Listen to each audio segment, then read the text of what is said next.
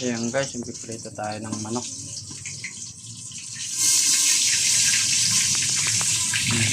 Tanggalin natin yung nasusukan. Kailangan lang palang apoy. Masyadong malakas ng apoy. Baka mabigla. Sobrang lakas ng apoy.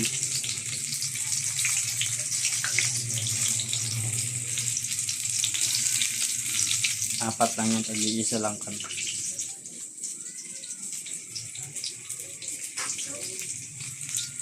Baka mabigla hindi malutong ayos.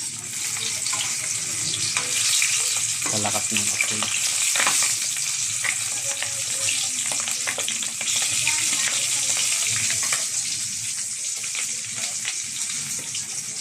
Tutusokin natin ng tinidor.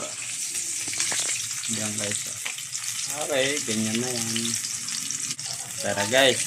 Ayan.